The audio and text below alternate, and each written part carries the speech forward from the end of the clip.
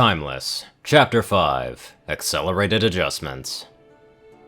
Your Highness, a royal guard remarked, holding out a sheet of parchment for Luna as she waited for a few petitioners during the night court. Ah, excellent. Thank you. Luna's voice drifted off as she read the report. What? The guard quailed slightly, Luna waving a hoof dismissively with a sigh. I apologize. I was not expecting such disturbing results. You are free to go, and thank you for the prompt news. The guard trotted out of the throne room, leaving Luna to sag on the throne, her two loyal guards, Dancing Iron and Spear Note, looking at each other. That bad? Dancing asked, prompting a sigh from the alicorn. That bad. To use a certain element of Harmony's exclamation, however dramatic, this is truly the worst possible thing. Luna replied, letting out a huff. We were lucky that night 1 week ago. She said softly, prompting her guards to nod in agreement. No, not just lucky. If not for shifting, we all may not be alive. Oh, speaking of which... Luna gestured to Iron briefly. Can you please summon him? It's best if he hears this report too. After all, he's hopefully our solution to this issue. Your presence has been requested, sir. The royal guard remarked to Shifting, the unicorn stallion setting aside a water bottle that was nearly empty, the result of running for an hour. Oh, lead the way, Shifting replied, a pleasant burn running through his limbs. A week of meditation and brutal combat exercises had done wonders for acclimatizing to his situation. While the mood swings were still there, they had finally begun to lessen. He had removed himself almost completely at first, not trusting his own words among others, let alone Luna. He didn't want to lose a friend to a rash outburst, yet he now had finally begun to feel normal, if there was such a thing for his condition. The audience of Thestrals each night had swelled to about 30, many coming and going to watch his workout routines like a late-night theater. He didn't mind it, for it was easy to lose himself in the workout, and any stage fright had long since been burned out hundreds of years ago. What Shifting did find interesting was that Luna always poked her head in to watch such training, even if it was briefly. I wonder if she'd like to spar sometime. The stallion grinned as he was led to the throne room, not bothering to put on his armor. It was in the middle of Luna's night court time, something Shifting had begun to realize was unusually open. I suppose Pony's still fear in her way. Understandable, but odd. Ah, Shifting, good. Now we can continue. Luna remarked as the stallion sat down in front of the two familiar guards. Continue what, your highness? Shifting asked, then noticed a parchment levitated by the Night Princess. A report concerning our guards. Your new task has arrived. We thought it was best for you to hear it, and we have not read beyond the initial proclamation, which was rather dire. Shifting nodded as Luna then sighed. Wings drooping slightly, she read and relayed the message, the alicorn's demeanor seeming to age a decade in but just a moment. The top ranks of my guards have been completely removed. The two here are the highest ranking night guards at the moment, and it appears that Knife's attempt was one of what should have been many. Luna said, prompting Shifting's eyes to narrow. If she failed, a separate isolated group among the guard was to try again, and so on and so forth until they succeeded. The ponies in question weren't even Thestrals, merely disguised as such. A full 2/3 of my guards have been completely purged, and furthermore, they clearly had connections outside the guard, meaning that this is still an ongoing threat. A multi-cell terrorist group? Unusual, but not impossible. The two guards looked at each other in shock, then back to Luna, who could only stare at the parchment as Shifting stayed silent. Wait, so the entire Night Guard currently is made up of...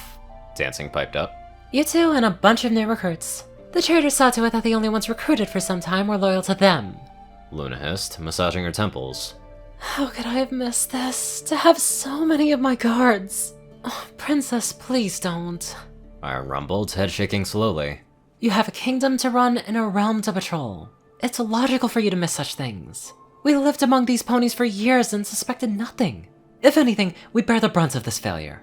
Luna smiled, the loyal Thestral's words easing the guilt that had begun to grow in her heart. How about a deal? We will not try to focus on our guilt, if thou will do the same for yourselves. The two bat ponies nodded, smiling slightly as they glanced to Shifting, the stallion having easily been forgotten as he remained silent the entire time. Shifting, do you have any remarks? Luna asked, noticing the pony's ears snap to attention. If you wish. I did not think it was my place to offer such things, Shifting said, appearing a bit confused. His words prompted a slight huff from Luna, who levitated the parchment over to him. You are for all intents and purposes a drill sergeant for my night guard. I believe that there is plenty that you have to offer, and we would hope that you do so now and in the future. I simply did not expect such extensive traitorous actions, let alone how insidious and deeply that they ran. Shifting nodded slowly, eyes scanning over the parchment. His demeanor seemed to change slightly, the unicorn almost sitting at attention as the pony let out a soft hiss. This is a severe blow to security. I don't like this one bit. Okay, it is disturbing news, but not surprising. Your guards are correct. You couldn't have foreseen this. Shifting began, still looking over the report. This was an extensive and well-thought-out effort by a few dissidents, and the threat indeed does remain. But I fear that they will try for other softer targets now that you are aware of the threat. Celestia maybe, but others? But what do they want? There's no ransom like in the days of old, and no territory to be gained. I am aware that warfare has changed since my return, but this is different. Luna muttered. They wish to spread chaos, it would seem. To sow discontent and anarchy. Killing one of the rulers of a nation would do such a thing. So, perhaps it's at the whim of another nation, or one who could benefit from such strife and chaos. The ex-knight remarked slowly, his tone then shifting. The room seemed to grow a bit colder as Shifting looked up to the guards and then to Luna, his eyes radiating nothing but caution. I know these types of creatures. Ponies. Some creatures just want to laugh as the world descends into madness, and when enough of such individuals work together, you get this result. I would recommend... His words trailed off, prompting Luna to gesture with a hoof. Continue. You are about as close to an expert on this sort of thing as far as I know. I suppose I am. I would recommend adding screening of the remaining guards, including deep magical scans for buried arcane triggers. I wouldn't put it past such creatures to embed a mind control spell into even the most loyal of guards. Shifting continued, nodding as he spoke. His tone bore the determination and assurance of one who is speaking from experience rather than mere book knowledge. Of course, I will gladly submit to such scans. Furthermore, I would recommend reinstating an organization comparable to Princess Celeste's Legionnaires. Until the Night Guard is back to full strength, it would be best to assemble a group of trusted and elite individuals for your own protection, and then work out from there. Luna's eyes seemed to sparkle with eagerness at his words, but the stallion continued unfazed, not entirely sure why she seemed so pleased at his words. I'm still adjusting to the emotional swings, but I believe that I can start training the new recruits if no creature else can. You don't have time to wait for me to fully recover. If 2/3 of your guard were indeed compromised, then I can assure you that there are at least 4 times that number spread throughout the world with that same goal. His sobering words caused Dancing and Iron to look at each other, a pit of unease growing in their stomachs. Thank you, Shifting Sands, for your recommendations, Luna said, taking a deep breath and nodding to herself. As unsettling as they may be, I fear that you speak the truth. I will send the Night Guard manual to you tonight so that you may have some time to prepare for your training within the next few days, if that is permissible. Oh, it is. The first steps are evaluating their physical condition, which is easy enough to train and instruct. Shifting replied, then paused briefly. Your Highness, if I may be so bold, how much authority are you giving me to ensure that your guards are up to par? As much as you need, Was Luna's immediate reply, prompting Shifting's eyebrows to raise. Assuming, of course, you pass the enhanced examination and are comfortable with such. Shifting's only reply was to bow, a rather eager grin sliding onto his features. I am honored, Princess. Would it be too forward to request such an examination tomorrow, so that I may begin training the recruits as soon as possible? I'll begin reviewing the manual at once, with your leave. Luna nodded, waving a hoof as the stallion turned back to trot to his quarters.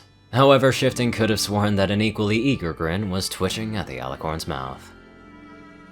Sweet burning moons, this is embarrassing, Shifting muttered, smacking his head onto the large tomb dictating the Night Guard's requirements. He had spent most of the night yesterday and half of this day poring over the manual, which left him more than a bit confused.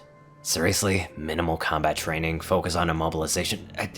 I suppose that the Lunar Knights were true warriors, but this is nothing more than training them to be— To be what, Shifting Sands?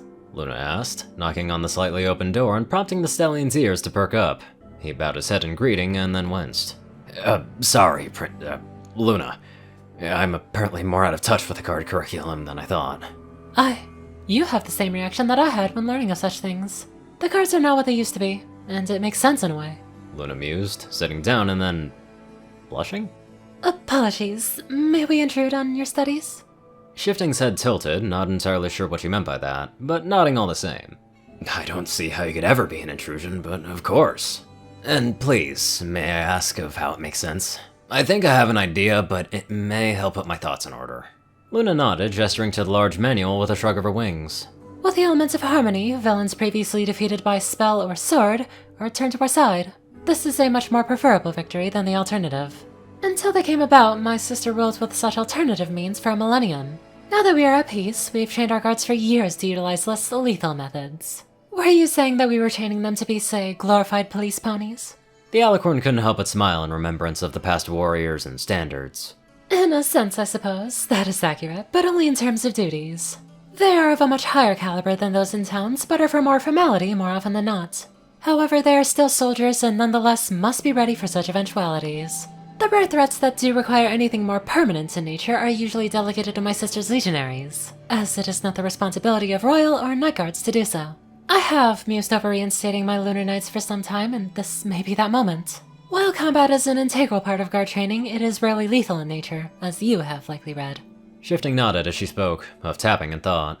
I've got my work cut out for me. Dozens of guards that need a bit of sand, paper, and steel to get them into proper shape. Will that be an issue? Teaching largely less than lethal capacities to the guard? There are only a few techniques that dictate lethal force, and your previous position was comparable to that of a legionnaire. Luna's words drifted off, tone then becoming a bit more unsure. You are more hardened than the majority of pony shifting sands. These guards will likely never raise a spear against the threat, yet must be prepared to do so. The brutality of war is something that they must be exposed to, but only just. You are not training them to occupy your previous position shifting. The stallion's eyes drifted to the floor, the unicorn nodding slowly. I understand, Luna. It is going to be difficult because that is how I've lived for so long, but I will do my utmost to temper my expectations and such to conform to these requirements. Of that, I promise. I can only imagine training 100 plus guards is gotta be a pain in the ass. But if it's lower than that, then I guarantee that he's probably gonna be able to do it with flying colors. I hope.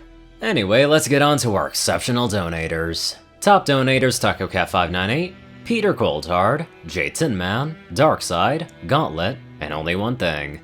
Zarsex30, Strix, Raiden, Narwhals, Black Moonheart, Drake Lovedragon, Pastel Skies, Magazine, Crazy Killer 557, Dospo, Madman Stan, Delta Omega, Jack Hedge, RuneScythe 9852, Hunter Norman, Stephen Bingham, Dash of Evergreen, Rhiny Dragonwolf, Ponyman, Tall Rasha, The Toilet Snake, Sword Brethren Mordred, Ronin Wandering, Runner Prison Man Guy, Easy, Skyochia, Leslie Prickett, Jordan Peterson, Crimson Kizane 9, Lightskin, Monster Kitty, Needs a Life, Milan Biehenek, and many more legendary people.